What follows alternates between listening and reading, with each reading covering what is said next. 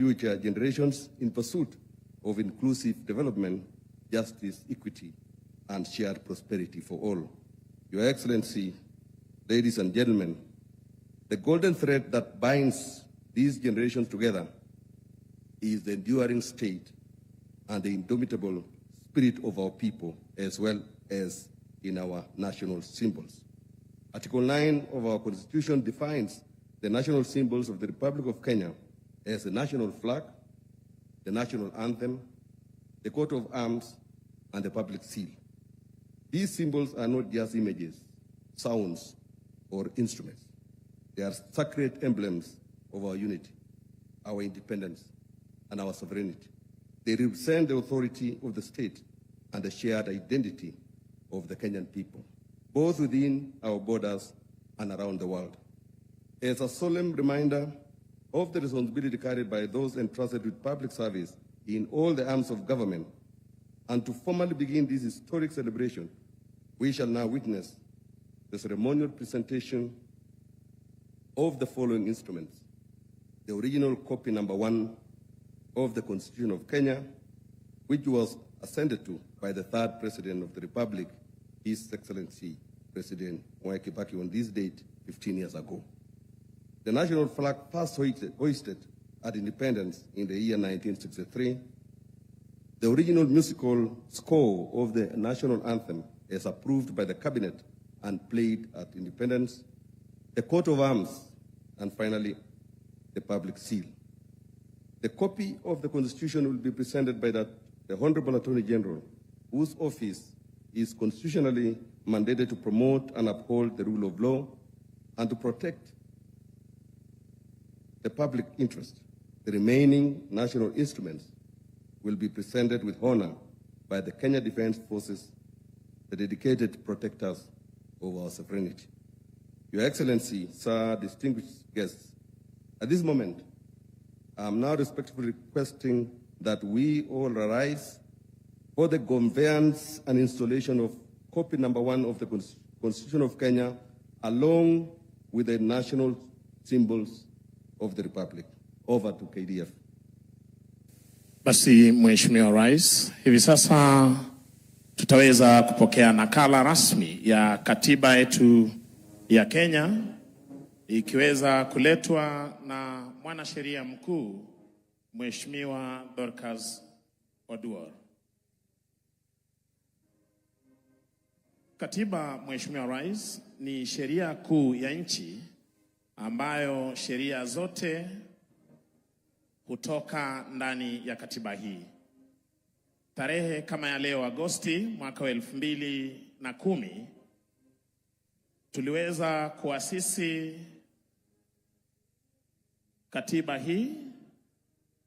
Tumshangilie kwa makofi mazuri bwana sheria mkuu anapoweza kuweka katiba hii mahali ambapo wageni walioko ndani ya ukumbi huu na hali kadhalika wananchi wanaofuatilia mbashara kuweza kutazama nakala ya kwanza kabisa ya katiba ya Kenya. Mheshimiwa Rais, katiba hii huzungumzia usawa, amani pamoja na utawala bora. Jinsi tulivyosikia watoto wetu wakiweza kuzungumzia kwa mara ya kwanza kwa utangulizi. Mheshimiwa Rais, itakayofuata ni bendera rasmi ya taifa la Kenya. Bendera hii kwa umaridadi, Mheshimiwa Rais, ikiwa imebebwa na wanajeshi wetu, jeshi la nchi kavu, jeshi la wanaanga na jeshi la wanamaji, kwa sababu Mheshimiwa Rais, katiba imetuika jukumu la ulinzi wa taifa katika majeshi ya ulinzi ya Kenya, wakija kwa mwendo wa kinyonga.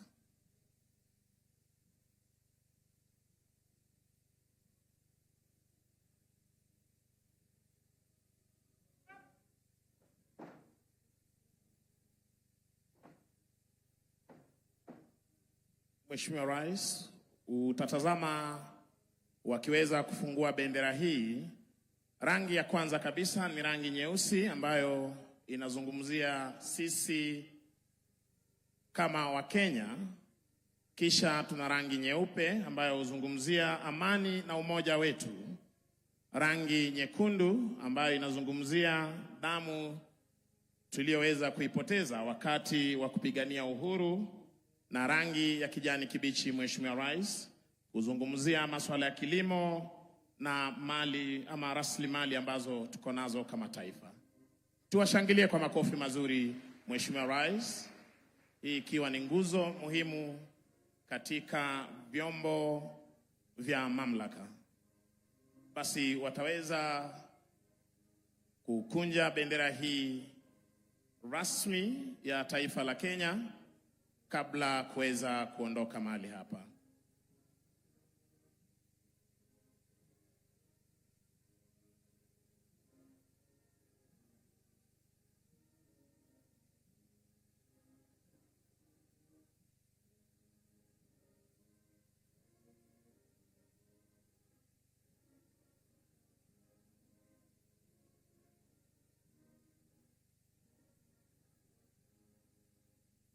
Kila kitu Mheshimiwa Rais katika majeshi ya ulinzi hufanywa kwa mpango na kwa muda mfupi.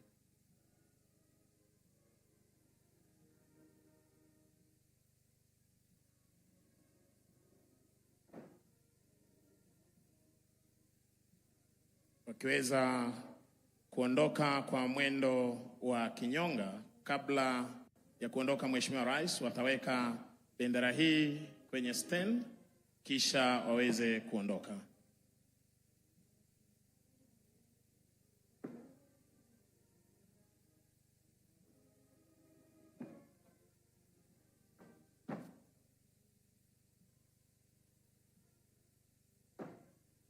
Wakiondoka kwa mwendo wa kinyonga, Mheshimiwa Rais, kando na katiba Mheshimiwa Rais, vyombo vilivyosailia vya mamlaka vitaweza kuletwa mahali hapa na majeshi ya ulinzi kuashiria kwamba Kenya inaongozwa na katiba. Basi Mheshimiwa Rais, itakayofuata hivi sasa ni Coat of Arms, ambapo tutaweza kuletewa na mwenzetu toka jeshi la wanaanga.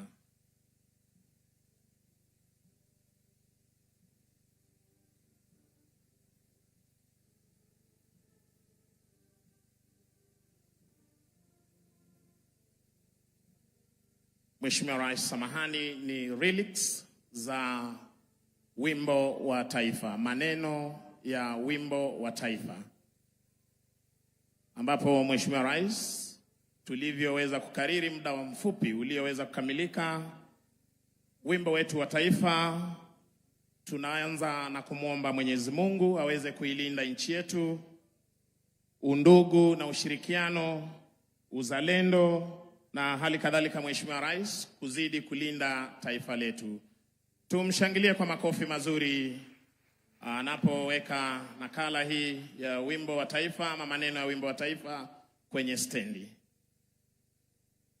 Mheshimiwa Rais, takayofuata ni ngao ya taifa ama ukipenda Coat of Arms, ambapo wenzetu kutoka majeshi ya ulinzi ya Kenya wataweza kuleta mahali hapa. Mheshimiwa Rais, kwenye ngao hiyo ya taifa utaweza kuona kwamba kuna simba wawili. Simba hawa inaashiria ulinzi ambao mumeweza kututwika kama wananchi wa Kenya kwa ulinzi wa taifa letu la Kenya. Mishale utakayoshuhudia kando ni umoja wetu na uhuru na kuwa tayari kulinda taifa. Kisha Mheshimiwa Rais, utaweza kuona bendera za taifa letu jinsi nilivyoweza kukariri, rangi hizo zikisimamia kila moja. Basi jogoo unayoiona ikiwa na shoka inaashiria mwanzo mpya, na kwenye chini yake utaona neno harambee linalosema sote tuvute pamoja. Mheshimiwa Rais, tukivuta pamoja tutakuwa washindi. Tushangilie kwa makofi tafadhali.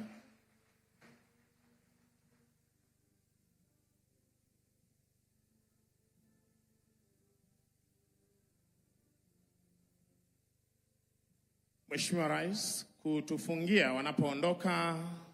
Wenzetu wataweza kutuletea na kuweza kuzindua rasmi muhuri wa taifa la Kenya.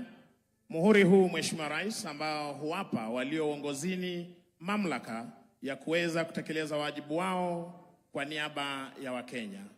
Unavyotazama Mheshimiwa Rais, wakiweza kuja kwa umaridadi kabisa kuweza kuzindua muhuri huu rasmi wa taifa la Kenya.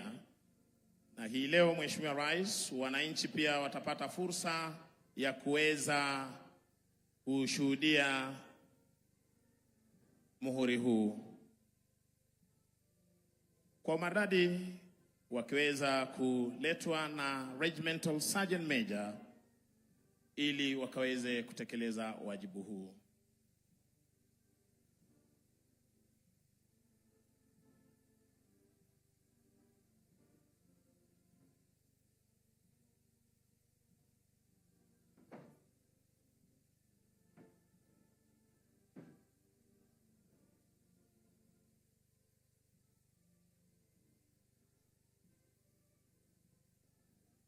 Tuwape makofi mazuri Mheshimiwa Rais wakiweza kuzindua rasmi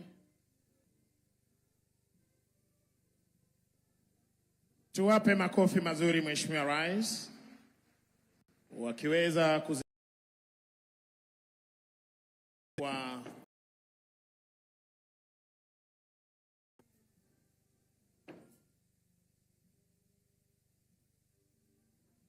wanaondoka kwa umaridadi. Na Mheshimiwa Rais wanapoondoka, ningeomba kwa heshima tuweze kuketi ili niweze kumwalika Bwana Mike Gitonga pamoja na ndugu Boni Msambi waweze kuendelea na ratiba itakayofuata. Thank you. Your Excellency, ladies and gentlemen, with the instruments of state now duly installed, we can now proceed formally. Your Excellency, the contours of the Constitution of Kenya are marked in 18 chapters. Each chapter represents a pillar in the structure of our democratic state. Before the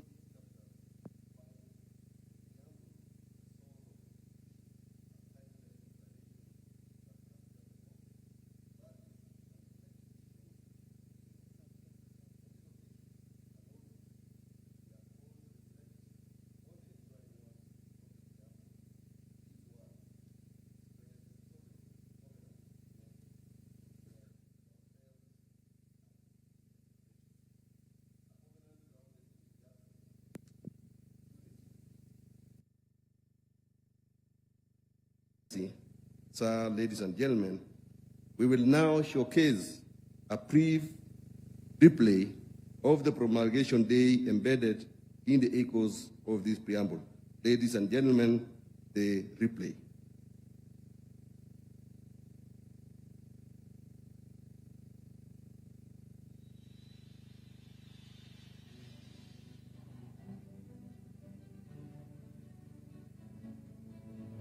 We, the people of Kenya, acknowledge this supremacy, the mighty God of all creation, honoring those who heroically struggled to bring freedom and justice to our land, proud of our ethnic, cultural, and religious diversity, and determined to live in peace and unity as one indivisible sovereign nation, respectful of the environment, which is our heritage, and determined to sustain it for the benefit of future generations, committed to nurturing and protecting the well-being of the individual, the family, communities, and the nation, recognizing the aspirations of all Kenyans for a government based on the essential values of human rights, equality, freedom, democracy, social justice, and the rule of law, exercising our sovereign and inalienable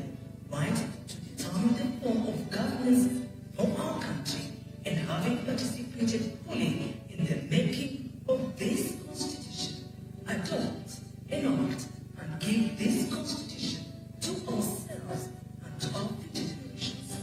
God bless you.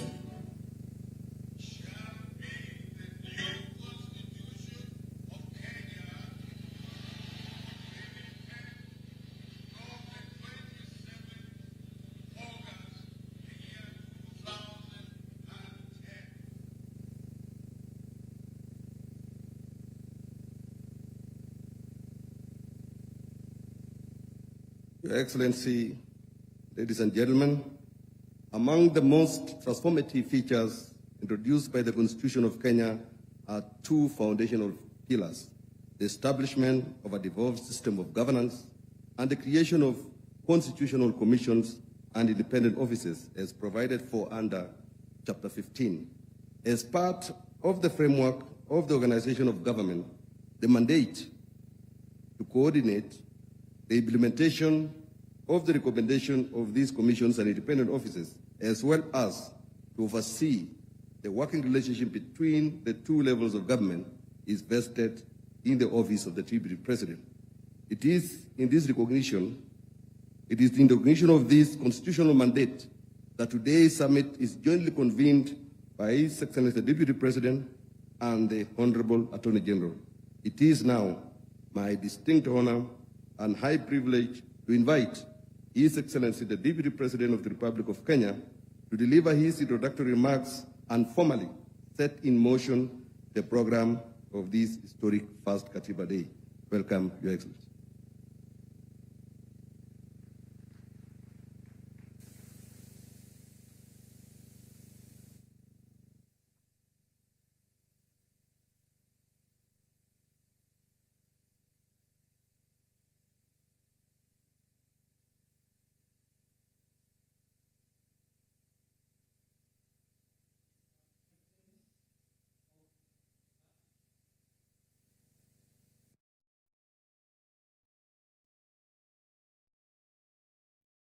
Three things in the shortest time possible. The first is that we have a wonderful constitution, which is a product of the labor, efforts, and the sweat of many Kenyans for many years. This is the constitution that replaced the constitution we adopted in 1963. The main difference between the two being that the 1963 Constitution was negotiated, adopted on behalf of the people by leaders of the dominant parties at that time. And by dominant parties, I mean dominant political parties of that time. For the 2010 Constitution, first, the process took much longer. It was much more difficult, but more importantly, it involved a lot of participation of the people of Kenya, the people themselves of Kenya, in their representation. Many of that representation directly elected by the people to come to Bomas of Kenya to make a constitution. Over and above those who had been elected through democracy. That marks one of the biggest and most fundamental difference between the 2010 and the 1963 Constitution. While the 1963 Constitution was driven by the voices of dominant political parties, the 2010 Constitution was driven by the voices of masses of people from the grassroots, blending it with the voices of the leaders who were holding office at that time. Mr. President, we are also lucky. Our Constitution sets a very clear hierarchy of the priorities of the nation. And that is the preamble we've just listened to, and that has just been replayed here. That preamble summarizes the national priorities. Those priorities are structured in terms of who calls the shots in our country. If you look at that preamble, the people assert themselves as the highest supreme human organ of constitution making. Unlike the 1963 Constitution, which had concepts like the supremacy of parliament and other concepts which have been overtaken by events today.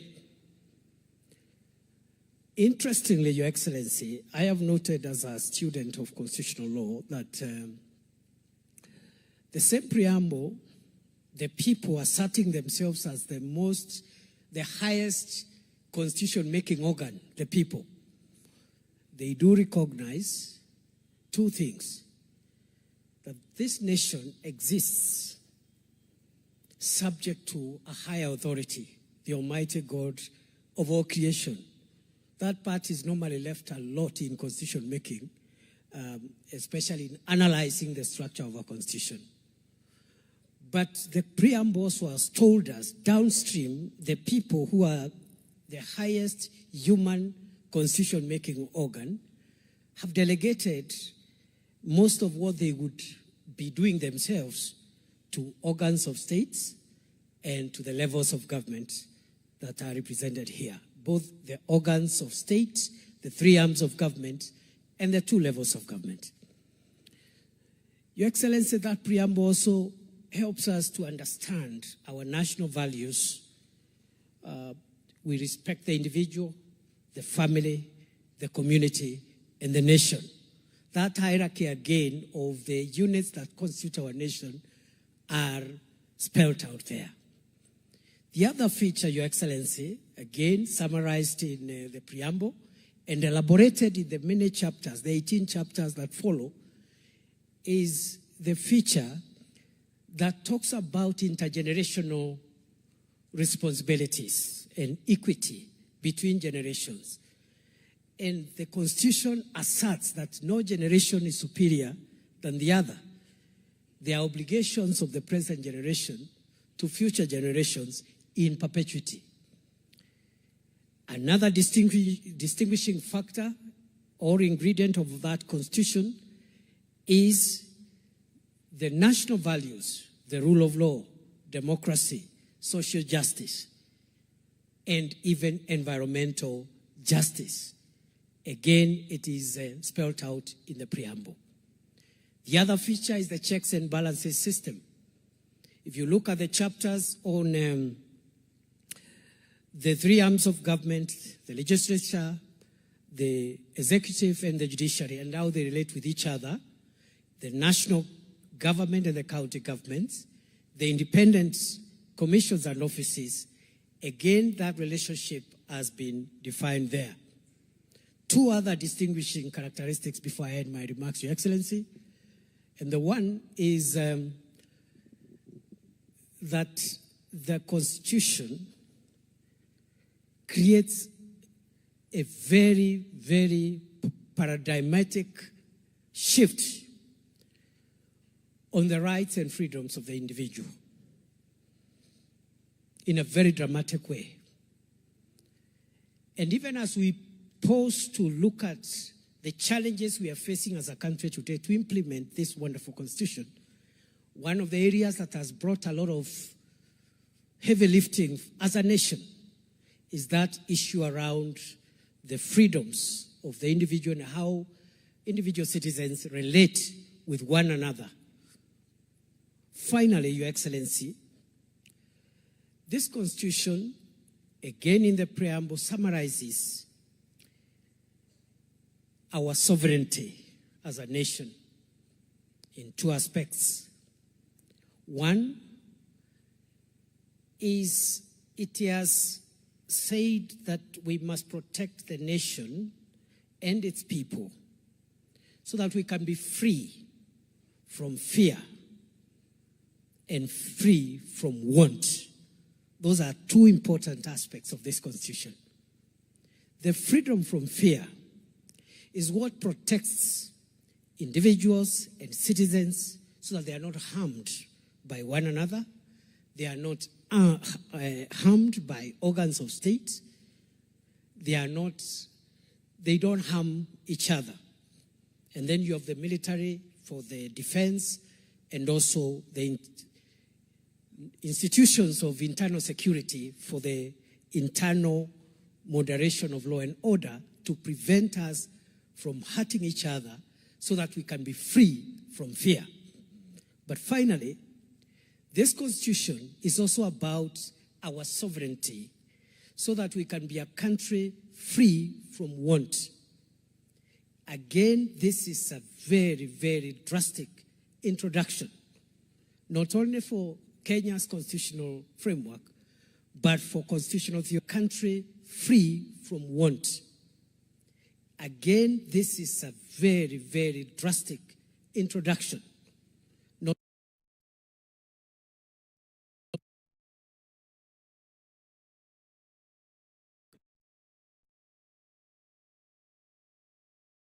And the rule of law and civil liberties, without saying, as much as these are important, there are other freedoms that a human being must be free from to actualize their full potential on earth. They must be free from hunger. They must be free from sickness. They must live in dignity. And that is the chapter on the Bill of Rights, on the socio-economic rights, which your administration, Your Excellency, has taken head on to deal with the difficult issues of public health and ensuring every citizen has the highest standard of health, making sure that we, as many Kenyans as possible, live in dignified dwellings which have sanitation, which can pass for dwellings that are of dignity, and so on and so on. The food security programs, the agriculture programs are speaking to our socio-economic rights enshrined in Article 43 that calls on the state to make sure you create access to the services that lead to asserting the sovereignty of the people of Kenya so that they can be free, not only from fear, but they can be free from want. Your Excellency, as I call the panelists who are much more qualified than I am on this subject, I want to say many of the people who fought, labored and sweated so that we can have this beautiful Grunom law, this Grunom, this constitution, are not with us today. They have rested from the sweat and the labors of this world, and they are no longer with us. But their spirit walks with us. A few are still with us. And looking around at this hall, I see many, many of those who are part of this very difficult but important project for recreating a new Kenya. I have seen former Prime Minister Raila Odinga and many others. And I think I am in good space, and I look forward this afternoon to refreshing my memory, my mind, and my value system as a Kenyan on what I need to do to make sure that I live to the spirit, and I live up to the spirit and expectations of the Constitution in the office that I occupy. With those many remarks, Your Excellency, I've been requested to call the panelists. I don't know where they'll speak from. You give me that program, Michael. Just a minute.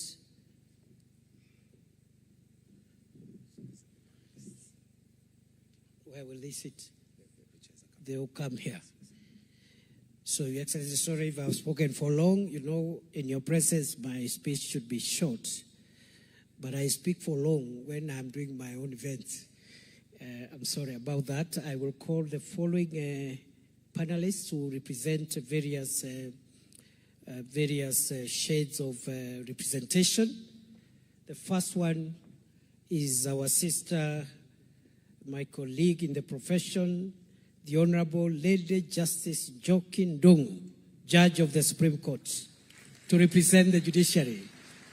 Welcome, Justice Njoki, a very, very prominent player in the process, the 20 years of the constitution-making process. Welcome, Judge.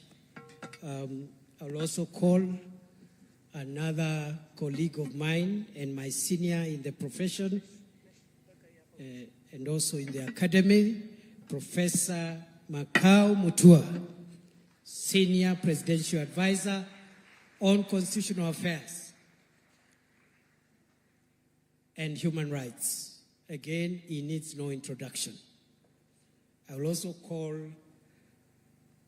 my brother again and my colleague, the Honorable Dr. Otiende Amolo, Senior Counsel, Member of Parliament for Rarieda, representing Parliament. I'll also call FCPA, Nancy Gadungu, Auditor General, who will represent constitutional commissions and independent offices. I will call to the dais Governor Fatuma Achani, Governor of Kwale County, representing the Council of Governors. And the discussant is going to be again my colleague and my brother, the Honorable Abdikadir Mohammed, Senior Counsel. Please make your way to the stage. Asanteni sana.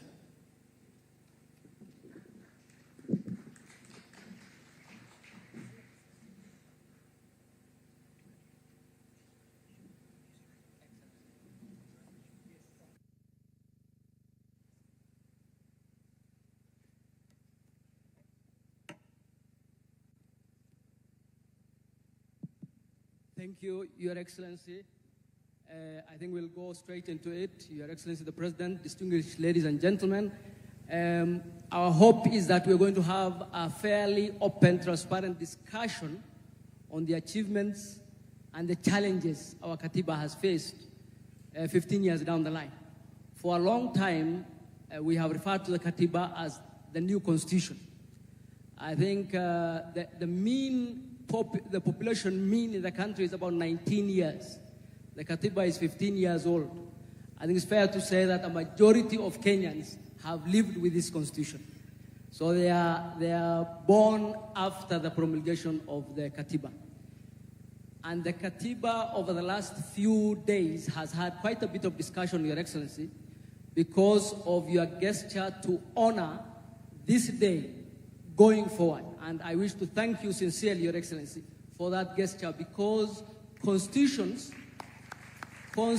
are ideas, and ideas require ceremony, ideas require norms to take hold. And for our constitutionalism to take hold, we need this celebration. So I want to thank you most sincerely. You get criticized a lot for a lot of things. We must celebrate when you do great things, and this is indeed a great and wonderful thing. The gentlemen and ladies up here are experts, as His Excellency the Deputy President said, on the matters they're going to talk about. They represent the organizations we have talked about. As we discuss, I'm going to be throwing one or two questions at them. If you have seen the discussion over the last 1 week, many Kenyans have strong views about our KATIBA. Quite a number of them will tell you what they think are the hits as far as the Constitution is concerned, and what they think are the challenges, including on the organizations and institutions. If you ask the average Kenyan, they will have a positive view about devolution, for example. And devolution is represented by High Excellency, the Governor here. And they'll have a positive view, generally speaking, about the judiciary. They might not have a similar view about our parliament. And we said we're going to be transparent, so we're going to be asking the Honorable Senior Counsel about the challenges that Parliament might have faced in implementing the Constitution. So I'm going to start at the very fine. The Supreme Court judge was a member of the Committee of Experts, Your Excellency, and the Deputy President said there were many who took part in the process of constitution making. I'm happy to note that you, Your Excellency, were a member of the Parliamentary Select Committee, and so was your Prime Cabinet Secretary.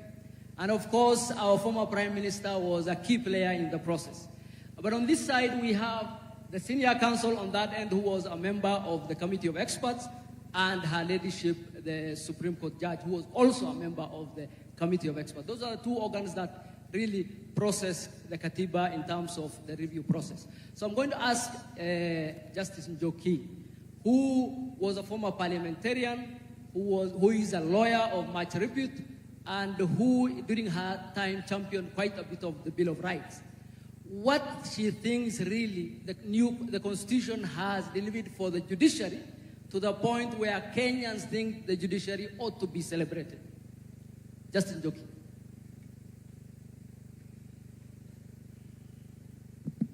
Thank you very much, Chair.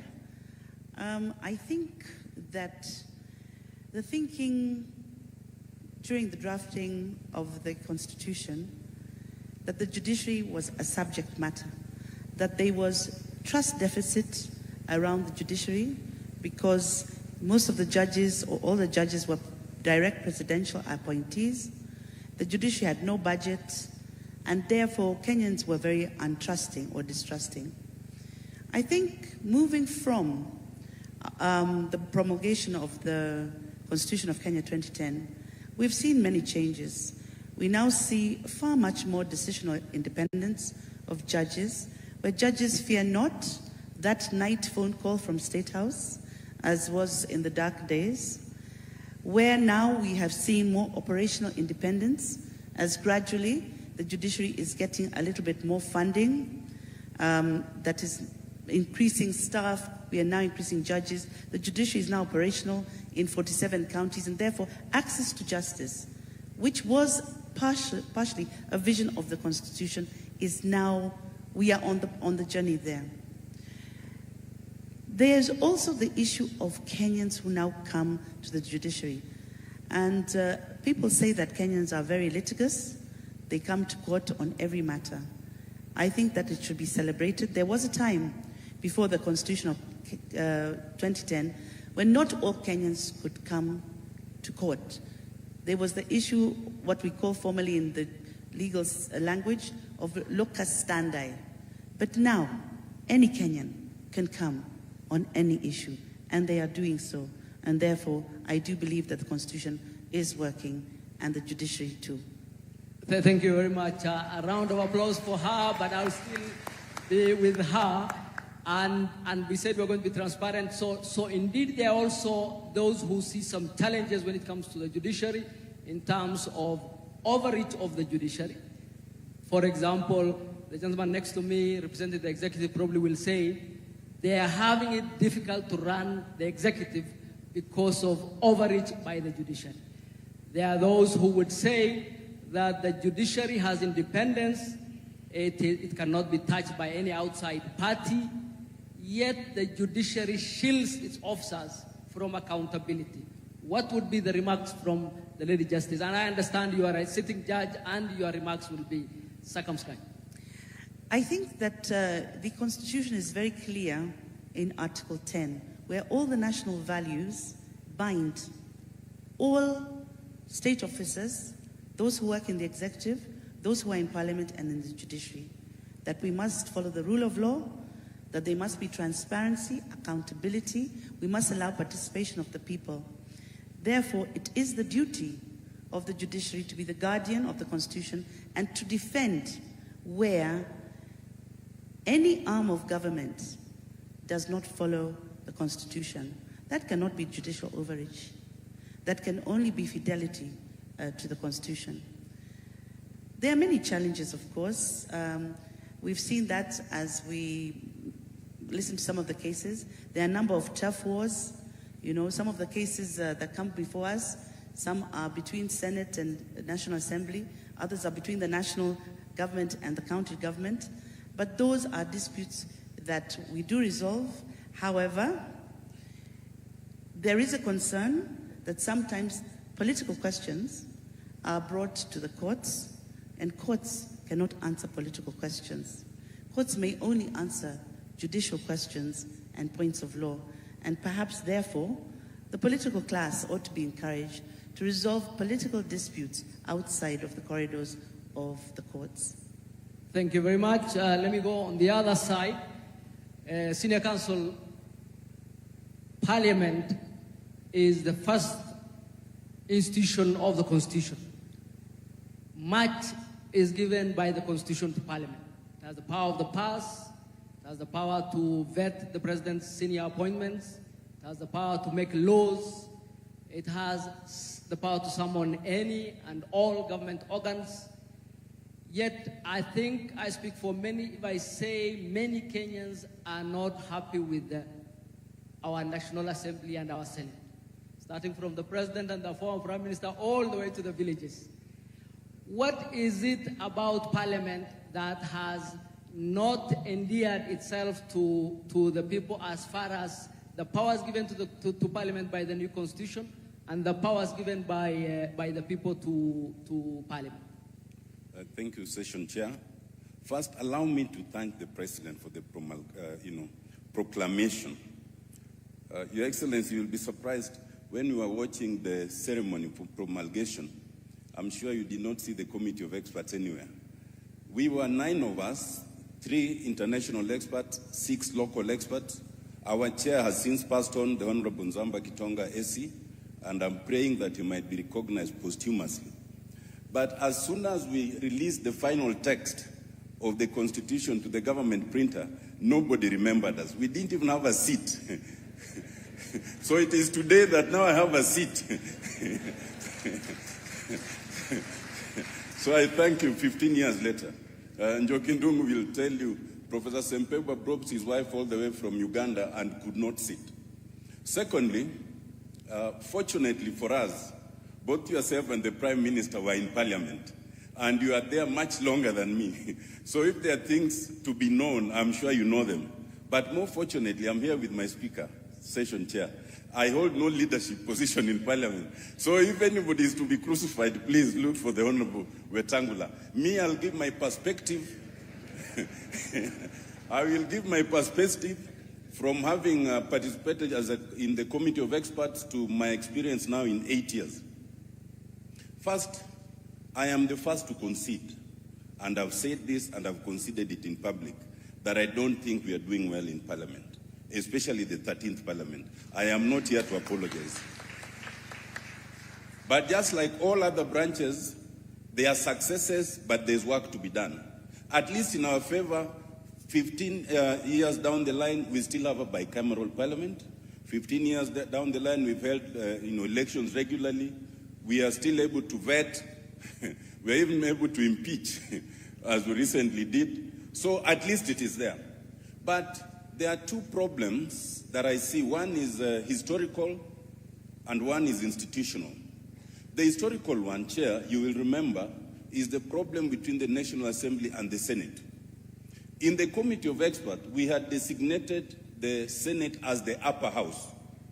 You who were in Parliament then decided that we did not need a Senate and removed it. When it came to us, given the historical experience that we had in this country, we decided we needed a Senate at least to protect devolution. So unfortunately, all the powers we had given to the Senate were removed, and we left the Senate with a threadbare role of protecting devolution and taking care of the interest of the devolved units. Very little. And ultimately, therefore, with the subsequent interpretation by the Supreme Court and all, there remains sibling rivalry between the Senate and the National Assembly, and sometimes it becomes a problem for Parliament as Parliament. That is historical. The institutional one is one of our creation, and it was created before I joined Parliament. We changed, the Committee of Experts had proposed a parliamentary system. Members of Parliament, in their wisdom in Naivasha, changed it to a presidential system. And so we had to make things to adopt to that presidential system. Whatever we made to adopt to the presidential system does not seem to have been reflected in the structure of politics. So that what we have now is you have members of Parliament from the party that is in the executive, and because they are the majority in Parliament, they call themselves government. You have members of Parliament from the minority who call themselves opposition. Members of parliament are yet to learn that there's no government or opposition inside of parliament. There's only the majority and the minority, and collectively, we are supposed to oversight the executive.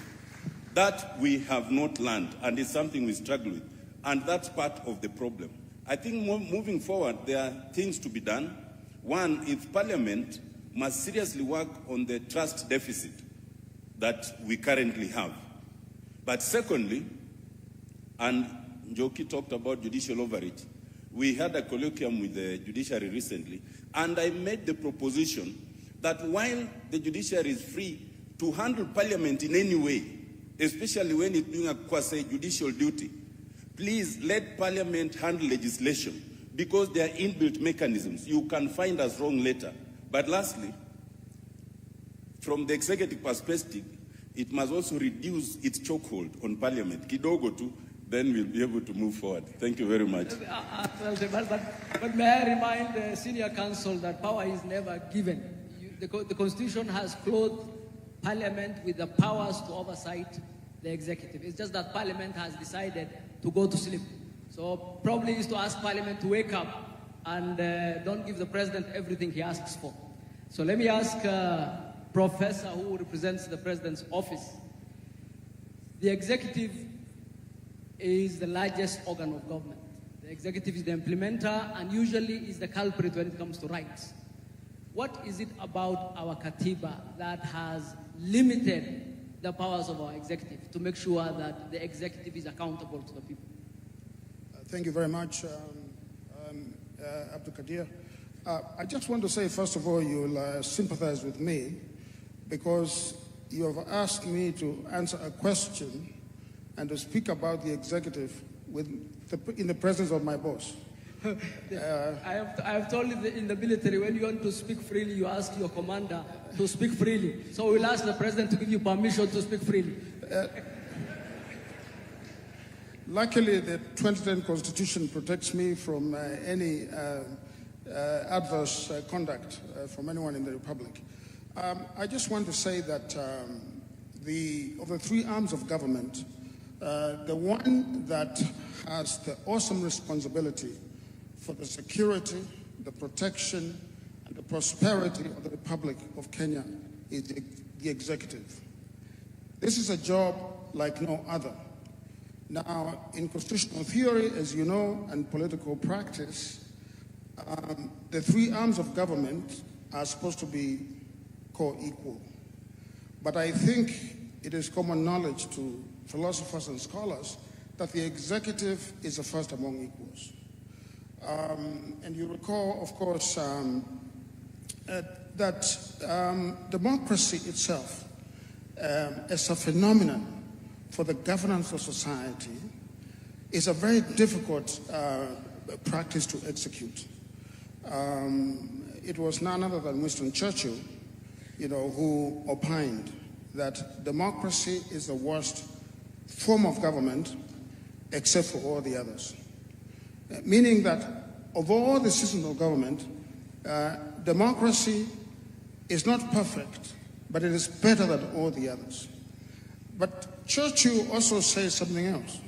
He said that the best argument against democracy is a 5-minute conversation with the average voter. What I'm trying to say is that the performance of democracy is very difficult. If something goes wrong in the country, citizens will not blame the legislature. They will not blame the judiciary. They will look for the president. The president and the executive have a thankless job. If there's a terror attack, he is blamed. If there's a flood, he is blamed. So I just want to say that for this system of government to work in our constitution, we need to understand that the doctrine of separation of powers and of checks and balances works only when there's comity and there is interdependence among the three arms of government. I like to say that this doctrine is like the function of the knee. The knee has has the thigh bone, it has the leg bone, but it has the cartilage. The cartilage is that matter that makes it possible for the knee to function. If you remove the cartilage, you're going to have both bones rubbing against each other. So what I'm trying to say is that the judiciary is the cartilage of a democratic polity. It must do its job in our constitution. The legislature obviously must make laws. The executive must implement those laws. And so what our constitution gives us is a system in which the three arms of government, they are independent, I want to say that, but fundamentally, when they practice governance, they do so in a way that is interdependent. And I think there should be no mistake about the concept of interdependence. That concept does not mean that the judiciary, for example, when it is looking at policy, it is looking at the decisions of the government, of the executive. It does not mean that if it exercises its mind on, for example, the principle of the political doctrine, okay, giving the benefit of the doubt to the executive because of its awesome responsibility. It does not mean that the judiciary is ceding its independence. It means that it's understanding how the system works. The system works in a give and take way, and the system works only when there's comity among the three branches of government.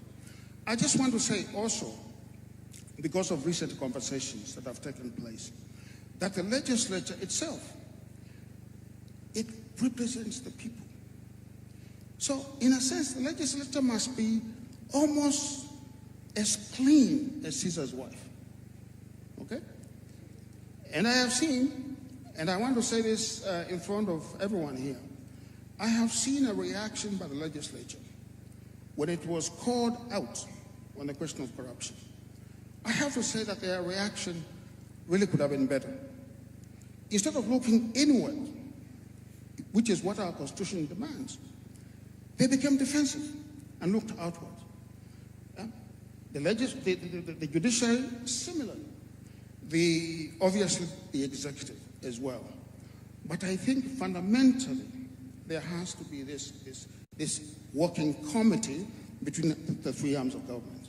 Thank you very much. Thank you very much. A round of applause, please, for a good professor. And I hope the president will not take any actions against him if he has spoken too freely. Let me go to the auditor. Our old constitution had the controller and auditor. Yours is now the auditor. Many Kenyans are happy with the reports you produce, and many Kenyans have a positive view generally about the auditor's office. What is it about the Constitution that has helped your office come into being and exercise those powers to the point where many are happy with what you do? Thank you very much, Moderator, Your Excellency. Again, I join my colleagues here in recognizing the importance of this day. It heralds a new era that moving forward, hopefully, we shall put the Constitution at the front of all decisions and actions that we take as government. To answer the question concerning the Auditor General, we'd have first to demystify and remove the misconception concerning constitutional commissions and independent offices. Most of the time we hear people referring to the CCIOs, as we call them, as competitors to the governance structures already established, or as a fourth arm of government. That is far from the truth. Constitutional commissions and independent offices are not a fourth arm of government. They are intermediaries between the people and the three arms of government as established. And why do I say this?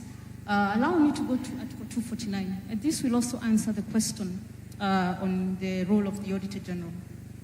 If you look at Article 249, and the experts are here, two of them, it is demanded of us as CCIOs that we protect the sovereignty of the people.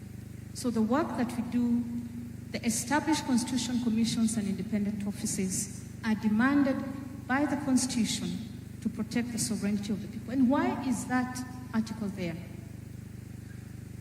It means the Constitution contemplates that the sovereignty or the sovereign power of the people as guaranteed by the Constitution may not always be safe or may not always be observed when the people delegate such power to the three arms of government who are ideally supposed to be independent of each other, whether at the national or at the sub-national level. And as CCIOs, we are tasked to protect that sovereignty through our various mandates, including the audit of how public finance is being applied in the actions, in the activities, in the policies, in delivery of services, and also in sustainable development, and report on this. But of course, the Constitution also contemplates that there will be action taken on this. We are also required to secure the observance by all state organs, and all state organs includes the Constitution Commissions and independent offices on the democratic values and principles. And that means we recognize that as a democracy, the ultimate power rests with the people, and hence the constitutional requirement under the various articles for the participation of the people in the decisions and actions that affect their lives and their livelihoods. And the decisions and actions that affect the people's lives and livelihoods utilize public resources, whether in form of funds or whether in form of our other wealth within the country. So the Constitution did not envisage the breach of this requirement or tokenism or superficial gestures or symbolic action on public participation. And the judiciary has pronounced itself on this. And we can challenge Parliament, and the Speaker is here, that we need a law and we need regulations on public participation. Point of reference. So, with regard to the work that I do as the Office of the Auditor General, we follow the money that Parliament appropriates, because the money is appropriated by Parliament, the money is oversighted by Parliament, and Parliament reports back to the citizens on how the funds that they have appropriated has been utilized for the benefits of those they represent. So the Office of the Auditor General is established as an arm of Parliament or as an independent oversighter that links directly to the people on how their resources have been utilized. So it is not an easy job because when you follow the money, and sometimes decisions are made that require or that are informed by leadership, that people require certain services or we require certain development projects or programs, and the people have not been consulted, then I have to come up and say, hey, wait, Article 249 requires that I report on the sovereignty and the public participation of the people. We have seen some improvements in terms of implementation of audit recommendations with the discussions with the head of public service on how issues should be addressed within the various state departments and within the various state-owned enterprises, and of course drill down to the sub-national level. We have seen more interest in what issues are being raised, what risks are there, what internal controls need to be established, so that at the end of the day, there is meaningful development and there is quality and sustainable service delivery. Thank you. Thank you. And please give her. Unlike the auditor, many other commissions, and I'll not name any so that you have a freedom to speak, are not don't have the same views as far as the Kenyans are concerned. There are many. Each of those Chapter 15 organizations was set up specifically because of a particular challenge that the Constitution realized needed addressed at the constitutional level. Quite a number of those challenges still exist up to this day.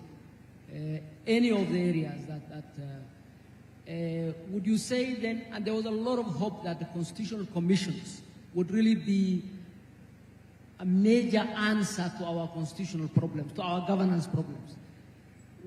Would you say that many of these commissions, okay, probably you will not say, but let me say that many of those commissions probably have not met that threshold. what is the challenge that faces many of the commissions, so that the executive feels they are stepping on the executive's toes, the people have not seen the benefits of those commissions. Are they too many? Did we not design them well? Why do you think the commissions have not performed as well as hoped? Thank you. We have to go back to what I said earlier, the perception that constitutional commissions and independent offices are competitors with established governance structures, especially within the executive. We have a lot of overlapping mandates where you find the executive state departments do not want to let go of functions that purely belong to a constitutional commission and independent office. And therein lies the problem, that the funding that should go to a constitutional commission to carry out its mandate continuously and effectively is first of all not there. And then there are perennial disagreements between particular state departments or other agencies on the role and mandate of constitutional commissions and independent offices. However, there have been a lot of successes. And we've seen, and unfortunately, sometimes other agencies take credit. If you look at some of the work that's done, for example, by the National Land Commission, you'll find that when it comes to discussions in public, it is the Ministry of Lands that will be at the forefront. My good friend Alice is looking at me. If you look at, for example, when we are dealing with the teachers in the country, you will not hear the Teacher Service Commission being mentioned. You'll hear the Ministry of Education. But the boardroom discussions and the decisions made to ensure we streamline education is under the Teacher Service Commission, including many others. You look at the Controller of Budget, and I think you asked why now Controller of Budget and Auditor General. It was part of ensuring there was independence.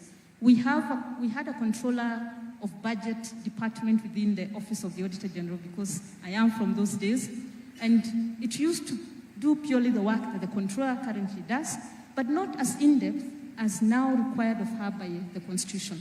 And then we'd go back later and audit, and there would be question, why are we auditing and raising an audit query, and we approved the funds in the first place? This separation means that the Controller is able to sort things upstream before the auditor comes downstream to ensure now that the funds that she released or she authorized are utilized properly. So there are many examples of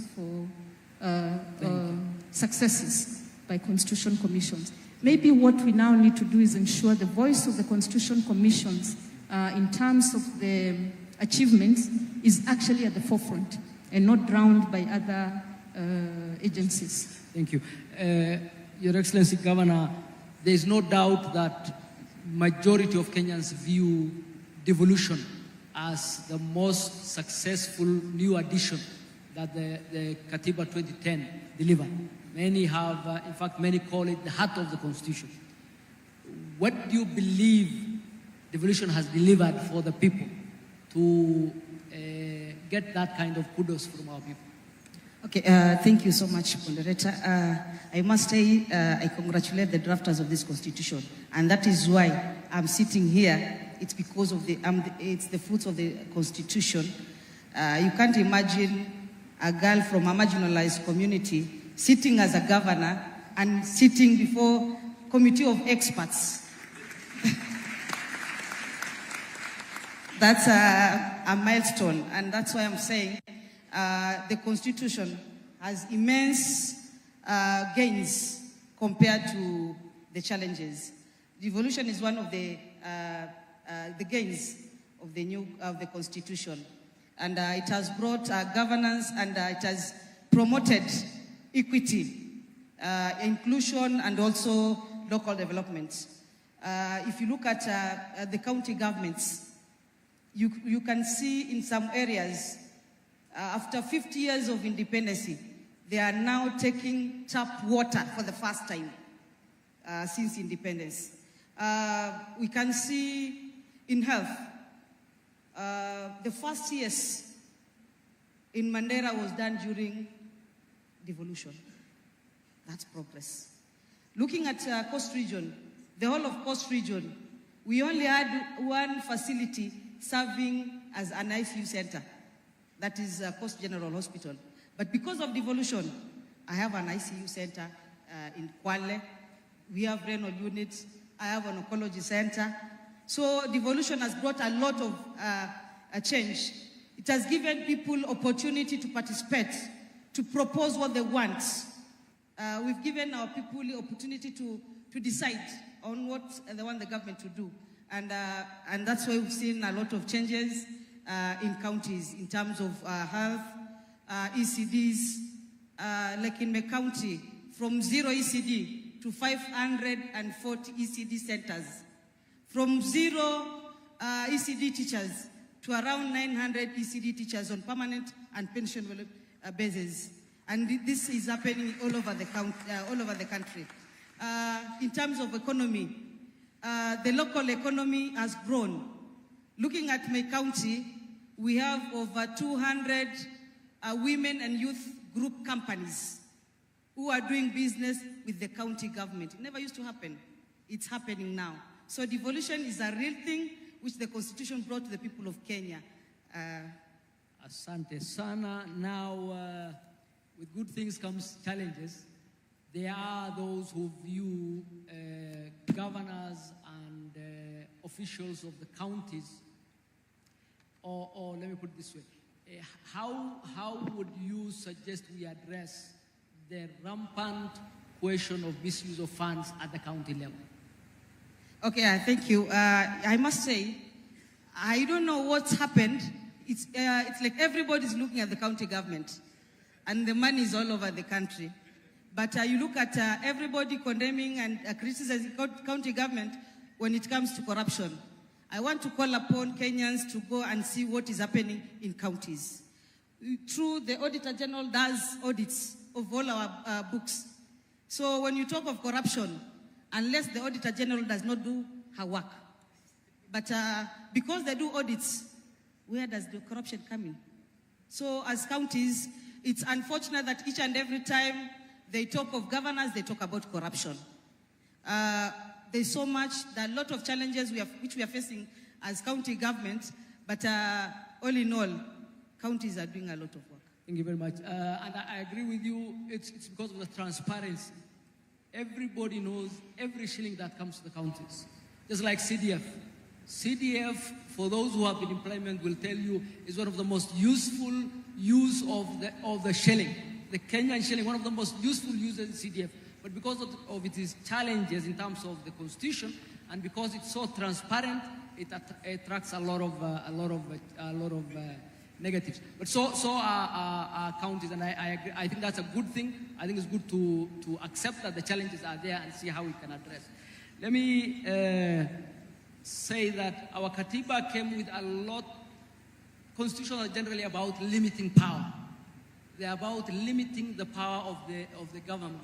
And our KATIBA really put our people at the center of our governance and came up with a number of devices to bring accountability. Quite a number of them have not met their hopes because of, the Honorable Speaker will forgive me, he was the Honorable Tangula, he was also a member of our committee, because of mostly the Parliament's, for example, vetting of senior government officers. Many would have hoped that there is far much more stringent vetting. For example, the recall of MPs, essentially in my opinion, between the legislature and the judiciary, it's not possible right now easily to recall MPs. And quite a number of the devices the Constitution has proposed have not really seen the light of day as designed. And I think Parliament has those challenges. I believe the counties have the challenges we mentioned. I believe the judiciary has had a lot of criticism in terms of its overstep, in terms of overstepping in political questions like impeachment, in terms of hampering the executive's freedom to work, even when in the reasonable circumstances you could balance the right of one person versus the right of the majority of the people while still giving that party their rights. I think overall our constitution has delivered beyond measure. Anybody who lives in this region knows the freedoms Kenyans enjoy are absolutely phenomenal. Let me ask you, Professor, as a final question. The largest chapter in our constitution is the Bill of Rights. You have just been appointed to a new entity that will right many wrongs that have happened recently. Yes. How do you see the challenge that this day and age we have major human rights challenges as a country under our new KATIBA? Yeah, thank you very much. First of all, I just want to say that, you know, the performance of democracy and the project of the rule of law are experiments. It is not a destination that when you get there, you are going to say, voila, I've arrived. It's a journey.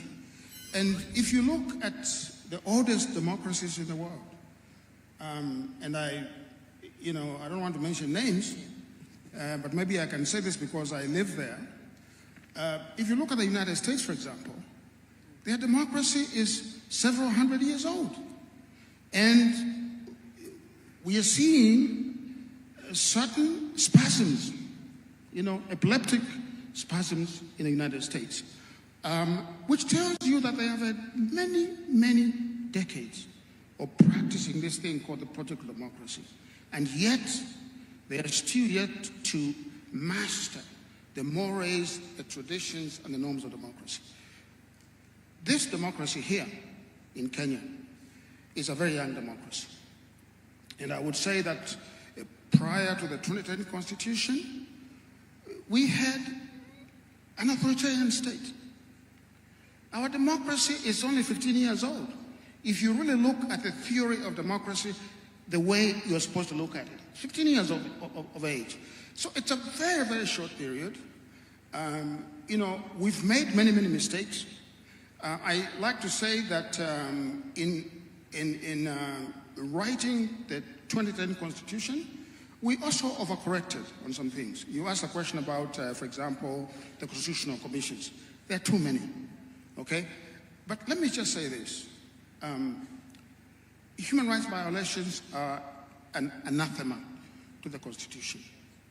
But we know that the performance of the rights of assembly, the rights of speech, and so on, it's a difficult journey.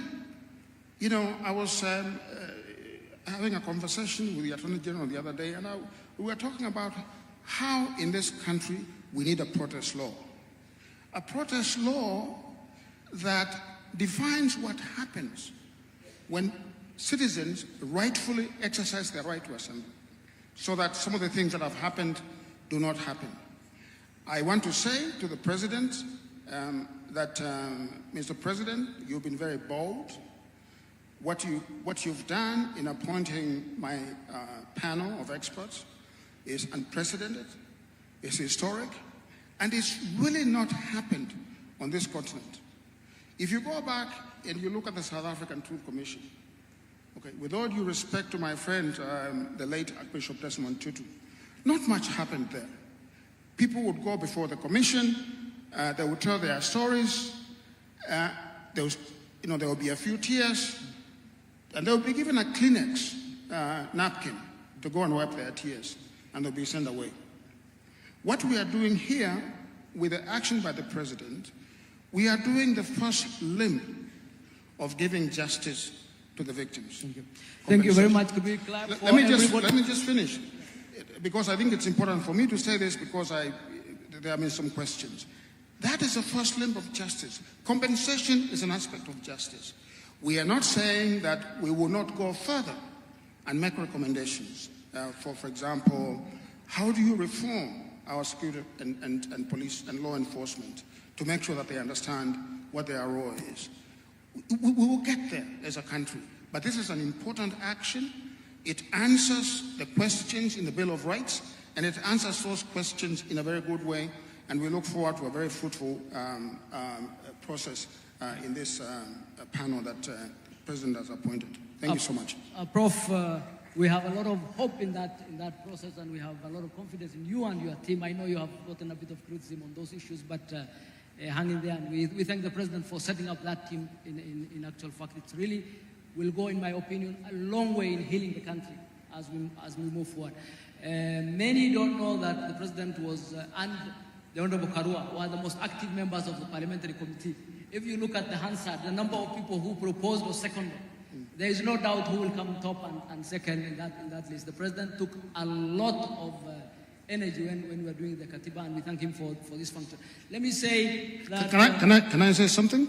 I don't think that the president is getting enough credit for setting up this panel. And I want to hear a round of applause for the president.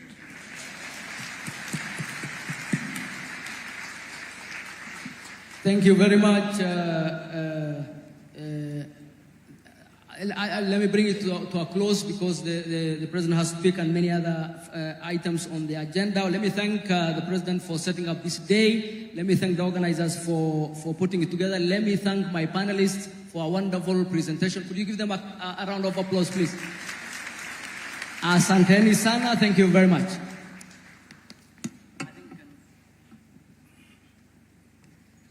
Another hearty round of applause for the panelists. Thank you very much for that. And we'll just have a slight transition, Your Excellency, as I will now invite, after the song that we're going to sing, Honorable Dorcas Odor, who's going to facilitate the next session. But for now, I'd like us to maybe even just stand up and stretch a little bit as we sing a song that is going to be led by the State House Choir. It's a song that is familiar to many of us and will bring nostalgia in terms of remembering where Kenya has come from. The name of the song is Heko Jamhuri.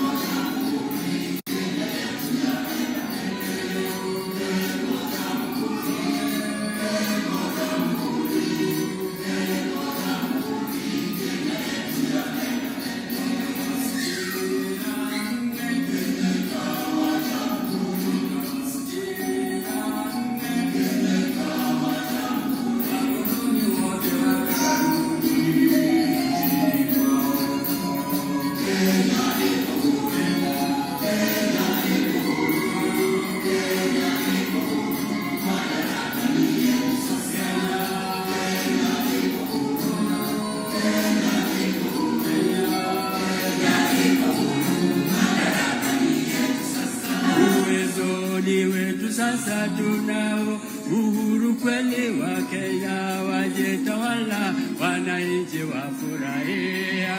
Kenya iko huru, Kenya iko huru, Kenya iko huru, madaraka ni yetu sasa. Kenya iko huru.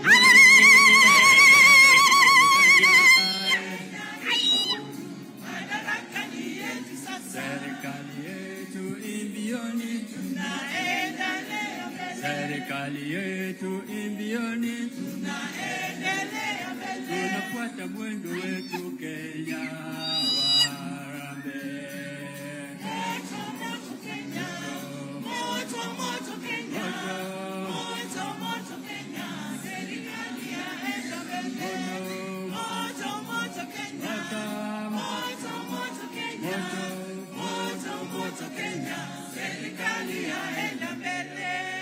Tuwapigie makofi tafadhali. Led by Your Excellency, Dr. William Ruto, CGH, President of the Republic of Kenya. Your Excellency, Professor Kithure Kindiki, EGH, Deputy President of the Republic of Kenya. The Honorable Musalia Mudavadi, EGH. Although I am the facilitator, but